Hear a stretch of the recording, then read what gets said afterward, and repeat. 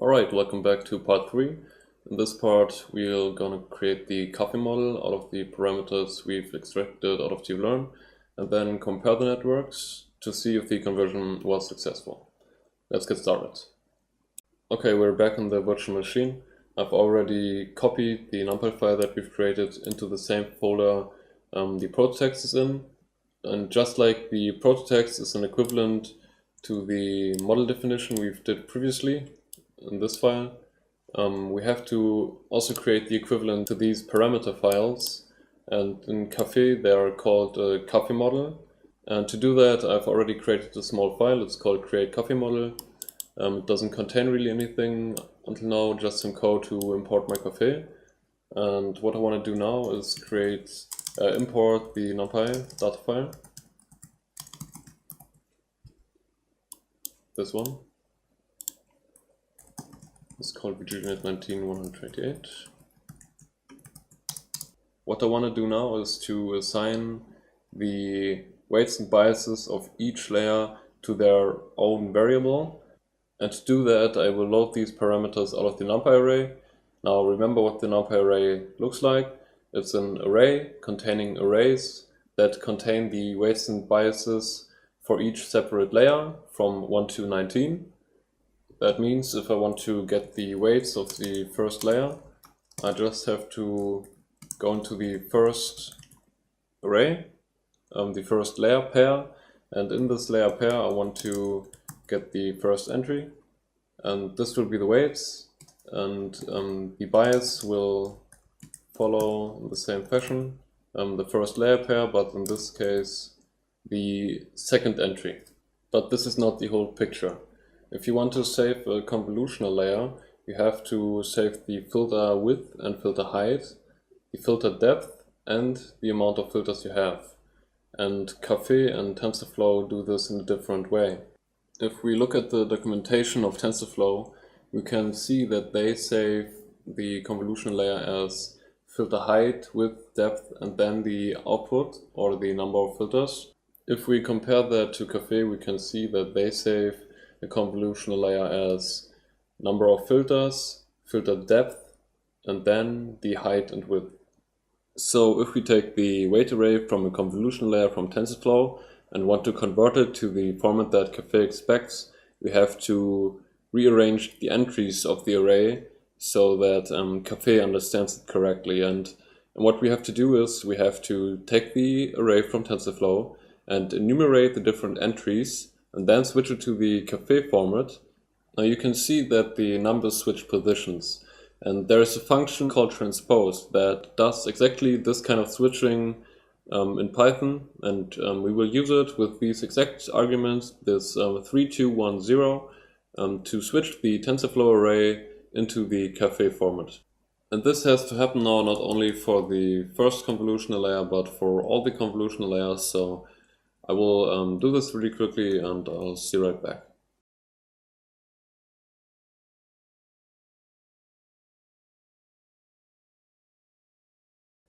Alright, the convolutional layers are set up. What comes now is a little bit tricky. What has to be done is the connection between the last convolutional layer and the first fully connected layer. And yeah, why that's tricky, I'll show you now. The first thing I'm going to do to give you an understanding of what has to happen is print out the shape of the weights of the first fully connected layer.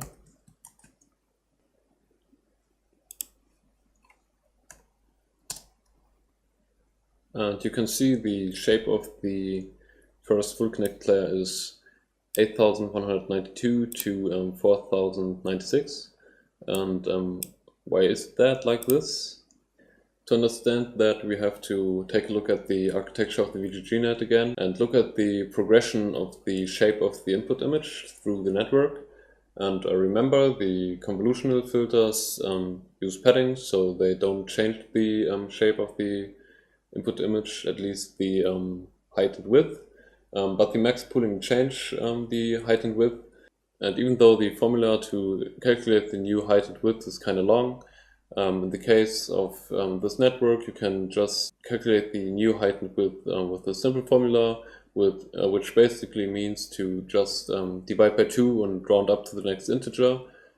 So if you take the input size of 112, for example, if you just divide it by 2, it's 56, and if you round up to the next integer, it's still 56. And if you go like this through the whole network, and what you end up with after the last max pooling layer is a size of 4 times 4. And what you shouldn't forget now is that each output also had the depth. And to find out what the depth of the last output is, we have to look at the last convolution layer, and you can see it has 512 filters. So the depth of the output in total is 4 times 4 times 512. And if you multiply that, you get the number of entries in the tensor, and this is the number 8192.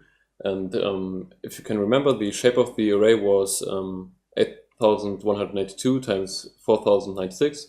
And if you think about it, it makes sense, because every single one of the entries in the tensor is connected to every single one of the entries of the first fully connected layer.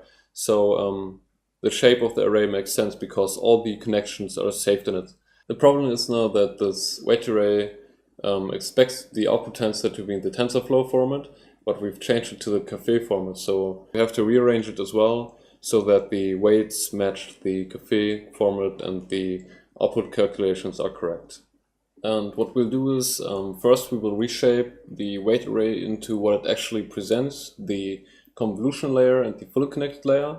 And since at the moment it's still in the TensorFlow format, we will use the TensorFlow format. So we will reshape it into an array that has the shape 4, 4, 512, 4096. And then we will do the transformation into the Caffe format with the transpose function, and after that we will reshape it back into the weight array format that Caffe expects. And TensorFlow and Caffe have a difference here. While TensorFlow gives the number of inputs first and then the number of outputs, and Caffe does it the other way around, so we have to switch it up. Alright, that's the code to connect the last tensor with the first fully connected layer. And what we have to take care of now is the biases of the first fully connected layer. It's really simple. Just read it out of the data file. And then the next fully connected layers. And for these, since these are just fully connected layers connected to each other, and there is no tensor involved, we don't have to make this complex process that we did before. But we still have to take into consideration the different formats of Caffe and TensorFlow. So to transpose the output and the input with each other, we just use the transpose function. And the biases are really easy to just read.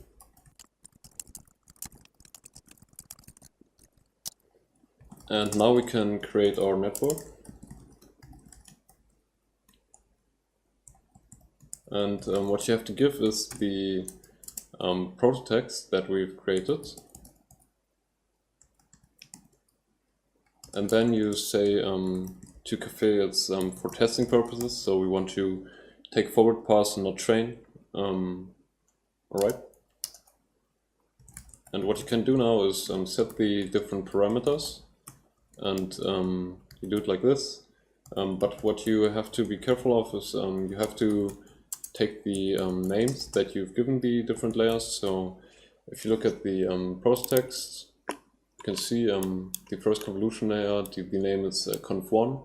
So if you want to set the weights of the first convolution layer, you take this name and then 0 for the weights, and if you want to set the biases, you take 1 here, and then you use the parameters we've set previously. And I'm gonna do this real quick so you don't have to wait.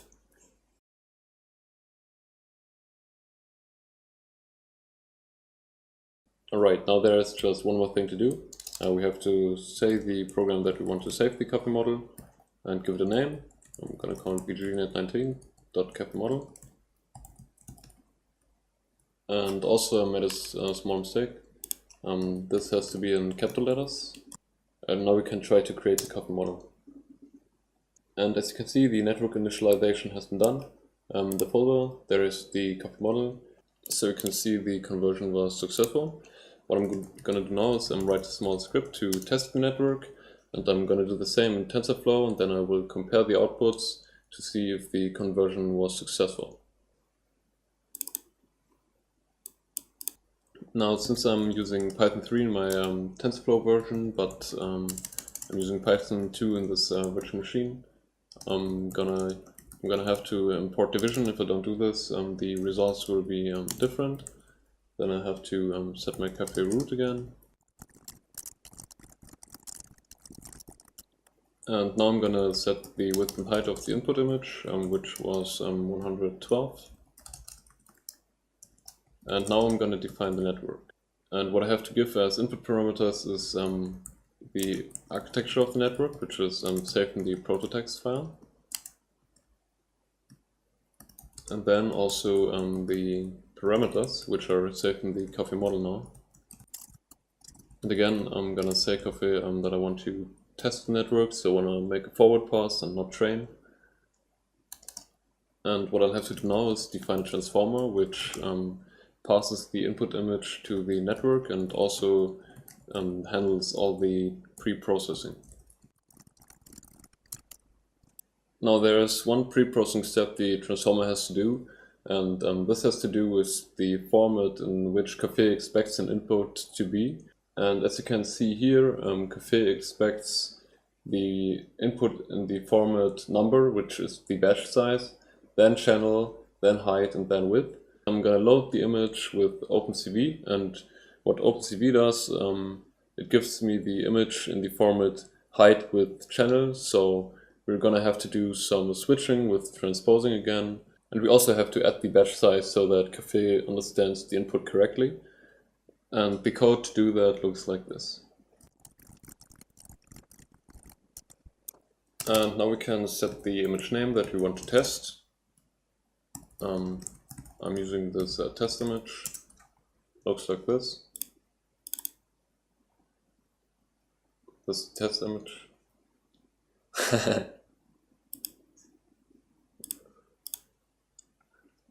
And then I'm gonna tell OpenCV to load the image and read it. And now I'm gonna tell the network to load the image into the data layer.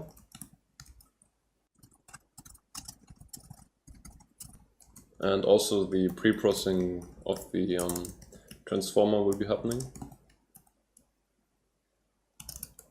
And then I'm gonna compute the forward pass.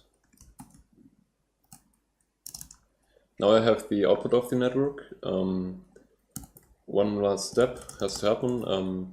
I have to say which of the outputs I want. I only have one. If you want to find out what the output is called, you can look here. It's the name you've given it.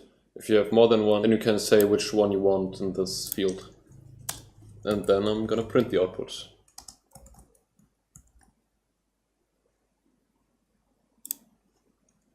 And if I run that, I get a syntax error because I forgot this here and also made a mistake here. Also I forgot the slash, and now it should work. No, it doesn't work. I made one more mistake. Here an R is missing.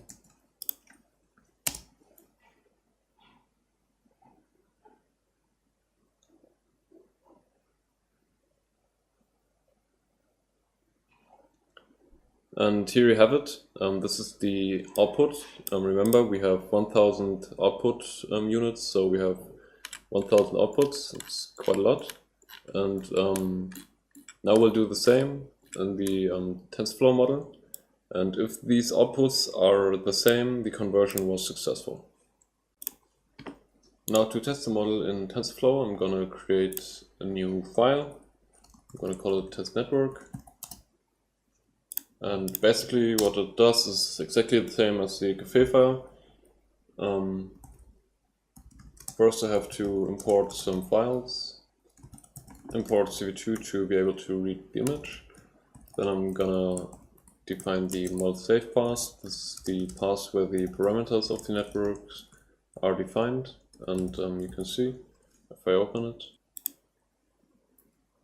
Here are the parameters, and I'm just gonna tell TensorFlow where they are. This is this model safe path.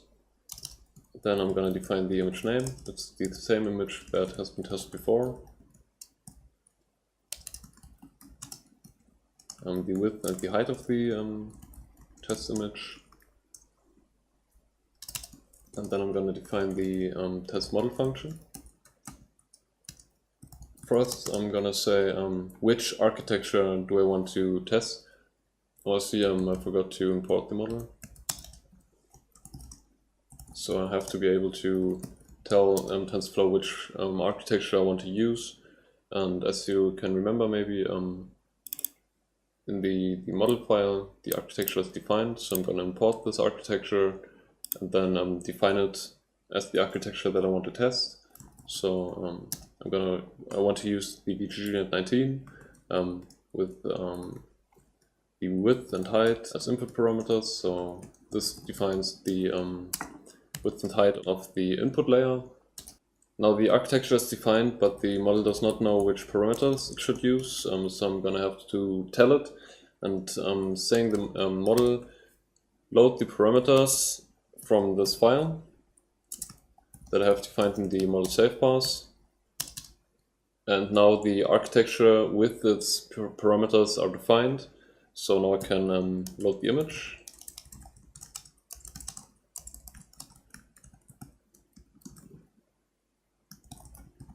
With the image name I've defined previously. And OpenCV and TensorFlow use the same format for images, but I still have to add the batch size so TensorFlow understands it correctly. And because of that, I have to reshape it again. And this one is the batch size. I'm just testing one image, so I use one here, and then I give the height, the width, and then the channels. And after this is all done, I can let the model predict the image. And then I'm going to print the output to be able to compare the output from TensorFlow to Caffe. And the last thing that's left to do is just save the script that I want to run the function.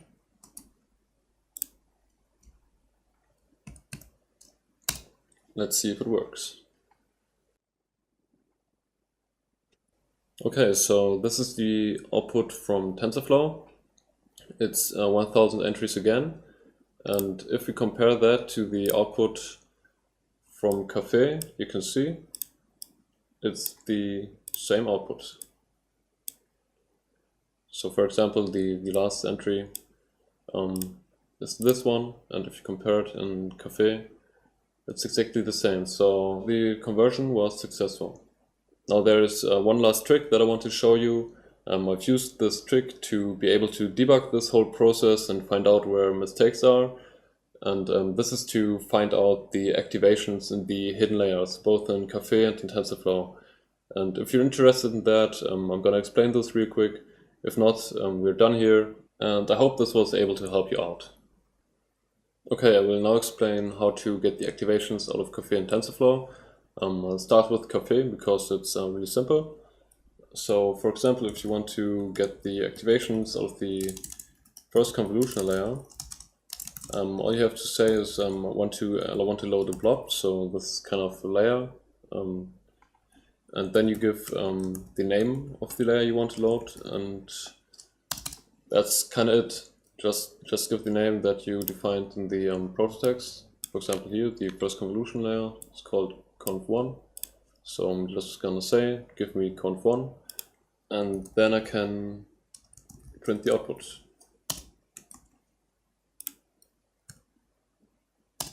Just gonna run it, see what happens. Okay, so these are the activations from after the first convolution layer.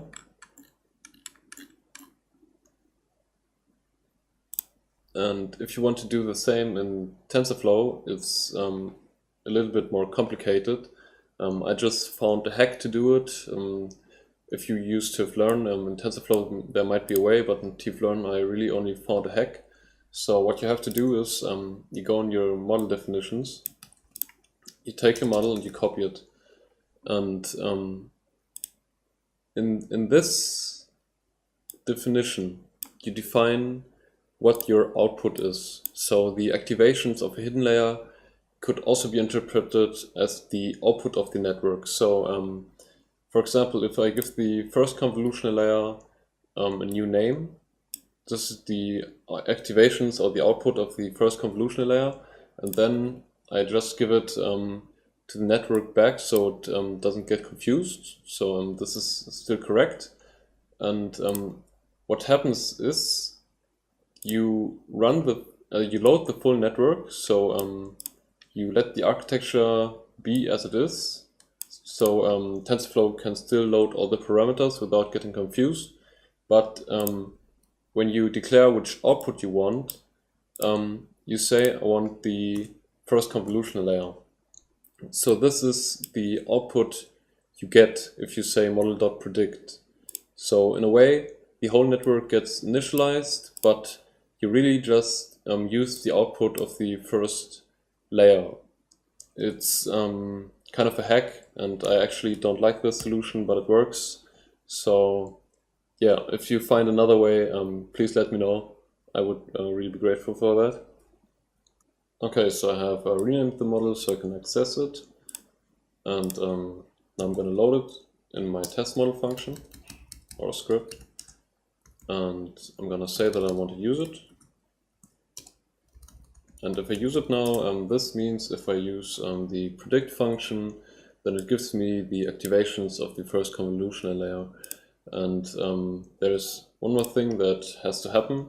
And this is, if you remember, the tensor shapes of Caffe and TensorFlow are different. So I have to transpose the output again.